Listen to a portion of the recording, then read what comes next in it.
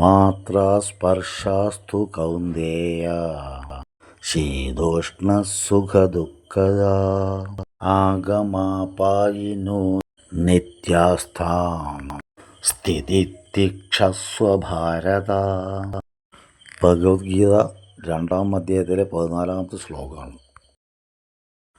ആഗമാപായികളായ, അതായത് വന്നും പോയും ഇരിക്കുന്ന ക്ഷണികങ്ങളായിട്ടുള്ള ഓരോരോ ഭോഗങ്ങളുടെ പുറകെ നമ്മളുടെ മനസ്സ് പായും. മുൻപേ എപ്പോഴോ പറഞ്ഞിട്ടുണ്ട്, 5 തുമ്പിക്കൈയും വെച്ചാണ് നമ്മൾ ഭൂമിയിൽ വരണത്. ഞാൻ എന്നെ ആസ്വദിക്കാൻ 5 തുമ്പിക്കൈയും കൊണ്ട് ഇവിടെ വരികയാണ്. എങ്ങനെയാണെന്ന് വെച്ചാൽ, അതിന് ഞാൻ നാരായണ ഗുരുദേവനെ സാക്ഷിയാക്കുകയാണ്. അദ്ദേഹത്തിൻ്റെ വരി കടമെടുക്കുക. ദൈവമേ, നീയല്ലോ സൃഷ്ടിയും സൃഷ്ടികർത്താവും സൃഷ്ടിക്കുള്ള സാമഗ്രിയും സൃഷ്ടിജാലവും. അപ്പോൾ സൃഷ്ടിയായ ഞാൻ ദൈവം തന്നെയാണ്. നാരായണ ഗുരുവിൻ്റെ വാക്കുപ്രകാരം അത് സത്യമാണെന്ന് ബോധം വരുത്തുന്നത് വരെ നാരായണ ഗുരുവിൽ ആരോപിക്കാം. സത്യമാണെന്ന് നമുക്ക് ബോധ്യം വന്നാൽ പിന്നെ അത് നമ്മുടെയും കൂടി, നമ്മൾ ഗുരുസ്ഥാനത്തെത്തി. നമ്മൾ ലഘുവിൽ നിന്നും ഗുരുവിലേക്ക് മാറുമ്പോഴാണ് നമ്മൾ ഗുരുവാകുന്നത്. ഇപ്പോൾ നമ്മൾ ലഘുവിലാണ്. ലഘു എന്ന് പറയുന്നത് ഈ 5 തുമ്പിക്കൈകളുടെ പിന്നാലെ നടക്കുമ്പോഴാണ് ലഘുവേ. 5 തുമ്പിക്കൈൻ്റെ പിന്നാലെ നടക്കുന്നത് തെറ്റാണെന്നൊന്നും ഞാൻ പറയില്ല. കാരണം സൃഷ്ടിയും സൃഷ്ടികർത്താവും സൃഷ്ടിക്കുള്ള സാമഗ്രി ഞാൻ തന്നെയല്ലേ. അപ്പോൾ വിശ്വം ചമച്ച് ഉടനെ അത് മാച്ചൊഴിച്ചും വിശ്വൈകനാഥൻ കളിപ്പുര എന്ന പോലെ എന്ന വാക്കാണ് എനിക്ക് ഓർമ്മ വരുന്നത്. അല്ലെങ്കിൽ ദേവാസുരം സിനിമയിൽ നെടുമുടി വേണു പറഞ്ഞ പോലെ, ഈ അപ്പുമാഷ്ട വീടേതാ? അപ്പുമാഷ് ഞാൻ തന്നെയാണ്, വീടാ ഞാനും തിരയണത്. എവിടെ നിന്ന് വന്നു എവിടേക്ക് പോണു എന്നറിയാതെ കള്ള് കുടിച്ച പോലെ ഇവിടെ കിടന്ന് വട്ടം തിരിയുന്ന, മന്ദകുന്തം മറിയുന്ന ഒരവസ്ഥയുണ്ട്. ആ അവസ്ഥയിൽ ഉപ്പ് വാരി നല്ലപോലെ തിന്ന് ആസ്വദിച്ച് തിന്നും. അപ്പോൾ പിന്നെ വെള്ളം കുടിക്കേണ്ടി വരും. വെള്ളം കുറച്ച് കൂടുതൽ കുടിക്കുമ്പോൾ വെള്ളം കുടിപ്പിക്കുന്നത് പ്രകൃതിയാണ്. പ്രകൃതിയും നമ്മളും ഒന്ന് തന്നെയാണ്. ഇതൊക്കെ അനേക സ്വരൂപത്തിൽ കാണുകയാണ്. കാണുന്നവനും ഞാൻ തന്നെ, കാഴ്ചയും ഞാൻ തന്നെ. ഇത് ബോധം വരാൻ നല്ല ബുദ്ധിമുട്ടാണ്. ബോധം വന്നാൽ കഴിഞ്ഞു, കഥയും കഴിഞ്ഞു. ഇത് തിരിച്ചറിഞ്ഞാൽ കഴിഞ്ഞു, പിന്നെ ഒന്നുമില്ല. ശൂന്യമല്ല, കൗതുകങ്ങൾ തീർന്നു. കൗതുകം തീർന്നാൽ പിന്നെ ഇവിടെ ജനിക്കേണ്ട ആവശ്യമില്ലല്ലോ. ആർത്തികളും ആക്രാന്തങ്ങളും മാറിയ പിന്നെ എന്തിനാ അങ്ങോട്ട് വരുന്നത്? അപ്പോൾ സത്യം അറിയാത്തത് ഈ വന്നും പോയും ഇരിക്കുന്ന ക്ഷണികങ്ങളായ സുഖങ്ങളിൽ ഒന്നിൽ നിന്ന് മറ്റൊന്നിലേക്ക് കുരങ്ങൻ ചാടണ പോലെ ഈ മനസ്സ് ചാടിക്കൊണ്ടിരിക്കുകയാണ്. അപ്പോൾ അത് കാരണം സത്യാവസ്ഥ ബോധിക്കുന്നില്ല. 4 ലീഫ് 3 ലീഫുള്ളൊരു ഫാൻ സ്പീഡിൽ കറങ്ങിക്കൊണ്ടിരിക്കുമ്പോൾ നമുക്ക് ലീഫുള്ളതായിട്ടുള്ളൊരു അവസ്ഥ തോന്നില്ല. അത് എന്തോ ഒരു വൃത്തം പോലെ തോന്നുക. അത് ചലനം നിൽക്കുമ്പോഴാണ് അതിൻ്റെ ശരിയായ രൂപം നമുക്ക് മനസ്സിലാവുള്ളൂ. ചലിച്ചുകൊണ്ടിരിക്കുന്ന ഒരു ഫാനിൻ്റെ അടിയിൽ നിന്ന് നോക്കുമ്പോൾ ഒരു വൃത്തം മാത്രമേ നമ്മൾ കാണൂ. അത്രയും സ്പീഡിൽ കറങ്ങിക്കൊണ്ടിരിക്കുകയാണ്.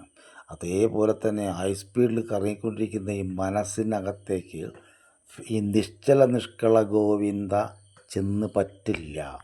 നിശ്ചലമായൊരവസ്ഥ, നിഷ്കളമായൊരവസ്ഥ, നിത്യമായൊരവസ്ഥ, നിരാമയാവസ്ഥ മനസ്സിലാവാൻ നല്ല ബുദ്ധിമുട്ടാണ്.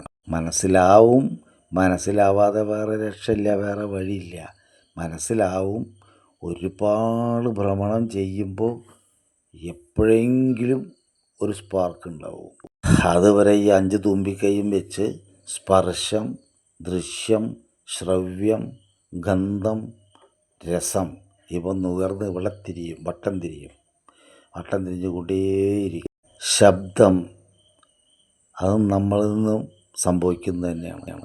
രസം, അതും നമ്മൾ കൃഷി ചെയ്തുണ്ടാക്കുന്നത് തന്നെയാണ്. നമ്മൾ അധ്വാനിച്ചുണ്ടാക്കുന്നത് തന്നെയാണ് രസം. ഗന്ധവും അതുപോലെ തന്നെയാണ്. നമ്മൾ സൃഷ്ടിക്കപ്പെടുന്ന ഗന്ധമുണ്ട്, ഇവിടെ സ്വയംഭൂവായിട്ടുള്ള ഗന്ധങ്ങളുമുണ്ട്.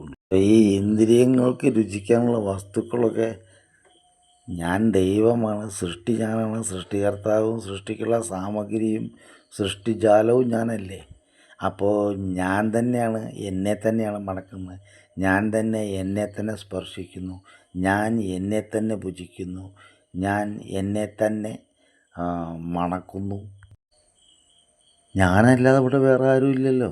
സൃഷ്ടിയും സൃഷ്ടികർത്താവും സൃഷ്ടിക്കുള്ള സാമഗ്രിയും സൃഷ്ടിജാലവും ഞാൻ തന്നെയാകുമ്പോൾ ഞാൻ മാത്രമേ ഉള്ളൂ, ഞാൻ മാത്രം. എല്ലാം തിരുവുരുവാണു തിരഞ്ഞു തേറിടേണം, തിരിച്ചറിയണം, മനനം ചെയ്ത് കണ്ടെത്തണം. അതിന് ഭക്തി ഒരു മാർഗമാണ്, വിജ്ഞാനവും ഒരു മാർഗമാണ്. ഏതു മാർഗം വേണമെങ്കിൽ നിങ്ങൾക്ക് അവലംബിക്കാം. ഭക്തിയിലൂടെ ഈ പറഞ്ഞ വിജ്ഞാനത്തിലെത്താം. വിജ്ഞാനം പിന്നെ നമ്മുടെ അറിവില്ലായ്മ നീക്കുന്നതാണല്ലോ. അറിവില്ലായ്മയിൽ നിന്നും ഉടലെടുത്തതാണ് ഈ പ്രപഞ്ചം എന്ന് വേദങ്ങൾ പറയുന്നുണ്ട്. വിദ്യാമായ ഇങ്ങനെ രണ്ട് അവസ്ഥകളുണ്ട്. ഈ രണ്ടിൻ്റെയും അപ്പുറമാണ് നിജസ്ഥിതി. നമ്മൾ ഈ പഞ്ചേന്ദ്രിയങ്ങളുടെ കെട്ടുപാടിൽ കുടുങ്ങിക്കിടക്കാതിരിക്കുക. അങ്ങനെ കുടുങ്ങിക്കിടക്കാൻ കഴിയൊന്നുമില്ല. നിങ്ങൾക്ക് ഏതൊരാക്രാന്തം ഒരു പരിധി കഴിഞ്ഞാൽ നിങ്ങൾക്ക് വിരക്തി വരും, നിങ്ങളതിൽ നിന്ന് വിരമിക്കും. എന്നിട്ട് അടുത്ത ആസക്തിയിലേക്ക് പോകും. കുറച്ച് കൂടുതൽ കാലം അതിൽ രമിക്കുമ്പോൾ അതിൽ വിരക്തി വരും, പിന്നെ അടുത്തതിലേക്ക്. ഇങ്ങനെ മറ്റൊന്നിൽ നിന്ന് മറ്റൊന്നിലേക്ക് ചാടി ഒരിക്കലും നിങ്ങൾക്ക് ബോധം വരും, നിങ്ങൾക്ക് തിരിച്ചറിവ് കിട്ടും. വേറെ വഴിയില്ല. അതിന് ചിലപ്പോൾ ചിലർക്ക് പെട്ടെന്ന് തിരിച്ചറിവ് കിട്ടും, ചിലർക്ക് ഒരുപാട് താടനമേറ്റ് അടി കൊണ്ടിട്ട് തന്നെ മനസ്സിലാവും. അടി കൊണ്ട് മനസ്സിലാവുന്നത് ഒരു തെറ്റുമല്ല, പെട്ടെന്ന് മനസ്സിലാവുന്നത് ഒരു ശ്രേഷ്ഠതയല്ല. കാരണം ഈ അടി കൊണ്ട് മനസ്സിലാക്കുന്നവനും പെട്ടെന്ന് മനസ്സിലാക്കുന്നവനും ഈ സൃഷ്ടികർത്താവ്, സൃഷ്ടിജാലം, സൃഷ്ടിക്കുള്ള സാമഗ്രി എന്നതിൽ പെടുന്ന ഈശ്വരൻ തന്നെയാണ്. ഇത് നിങ്ങൾക്ക് മനസ്സിലാകുമ്പോൾ ഒരുതരം ഭ്രാന്തമായ ആനന്ദം നിങ്ങൾക്ക് വരും. ഭ്രാന്തമായ ആനന്ദം, വല്ലാത്തൊരു സന്തോഷം. ഒന്നും ചെയ്യാനില്ല, ഒന്നും പറയാനില്ല, ഒന്നും കേൾക്കാനില്ല, ഒന്നും അറിയാനില്ല എന്നൊരവസ്ഥയിൽ നിങ്ങൾ എത്തുമ്പോൾ പരമാനന്ദം വരും. കേട്ടിട്ടില്ലേ, അറക്കാനലാതി വെളിവൊക്കെ ഗ്രഹിക്കും ഒരു കണ്ണിന്നു കണ്ണു മനമാകുന്ന കണ്ണ് അതിനും കണ്ണായിടുന്ന പൊരുൾ താൻ എന്നുറയ്ക്കുന്ന നേരത്താണ് പരമാനന്ദം വരിക. തുഞ്ചത്താചാര്യൻ വളരെ ഭംഗിയായിട്ട് ഹരിനാമകീർത്തനത്തിൽ പറഞ്ഞിട്ടുണ്ട്. അർക്കൻ സൂര്യൻ, അനലൻ തീയ് ഇത്യാദി വെളിച്ചങ്ങൾ ഗ്രഹിക്കാൻ കണ്ണ്. ഈ കണ്ണിന് അത് തിരിച്ചറിയണമെങ്കിൽ മനസ്സ് എന്ന കണ്ണ് തൊട്ട് പറകൽ വേണം. കണ്ണിൻ്റെ കണ്ണായ മനസ്സിലെത്തുമ്പോൾ ആ കണ്ണിൽ അത് മനസ്സിലാവുള്ളൂ. ആ കണ്ണിനും കണ്ണായിരിക്കുന്ന ഒരു പൊരുളുണ്ട്, അതാണ് ബ്രഹ്മം. അത് തന്നെയാണ് ഞാൻ, അഹം ബ്രഹ്മാസ്മി എന്ന് ഉറയ്ക്കുമ്പോഴാണ് ഈ ആനന്ദത്തിൻ്റെ നീരൊഴുക്കുണ്ടാവുന്നത്. അല്പം ഒരു ഇത്തിരി കിട്ടിയാൽ തന്നെ പരമാനന്ദം തോന്നാറുണ്ട്. അപ്പോൾ മുഴുവനായിട്ട് അണപൊട്ടി ഇങ്ങോട്ട് വന്നാലത്തെ അവസ്ഥ ഭാഗ്യം. ഭാഗ്യമൊന്നും പറയാൻ പാടില്ല.